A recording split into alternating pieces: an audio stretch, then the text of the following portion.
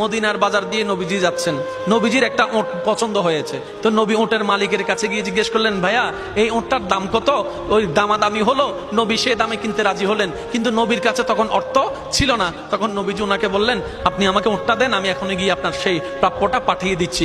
ওটের মালিক ওনাকে ওটটা দিয়ে দিলেন। আশেপাশে যারা ওটের মালিক ছিল সবাই জিজ্ঞেস করতেছে, এই পাগলা, তুমি কি যাকে ওট দিয়েছো তাকে চিনো? বলে যে না। নাম জানো? বলে যে না। পরিচয় জানো? বলে যে না। ঠিকানা জানো? না। তো তুমি যে ওটটা দিয়ে দিলা, উনি যদি ওটার টাকাটা না ফাটায় তখন তো তুমি লসের মধ্যে চলে যাবা। সে ওটের মালিক বলে, এত সুন্দর নুরানি চেহারাওয়ালা কখনো বাটপার হতে পারে না, কখনো চিটার হতে পারে না, কখনো মিথ্যুক হতে পারে না। ওনার চেহারা দেখেই তো আমি ওট বিক্রি করার আগে মনটাই বিক্রি করে দিয়েছি, মনটাই বিক্রি করে দিয়েছি, মনটাই বিক্রি করে দিয়েছি। তোমরা যাই বলো, আমার মন বলে উনি আসবেই আসবে, টাকাটা পাঠাবে পাঠাবে।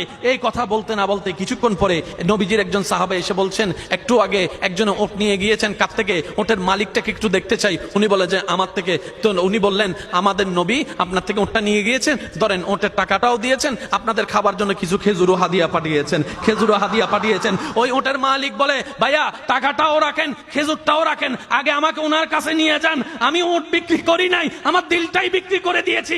ওনার চেহারা মোবারক দেখে আমার মনটাই পাল্টাই গিয়েছে, আমি কালিমা পড়ে মুসলমান হয়ে যেতে রাজি আছি। সুবহানাল্লাহ।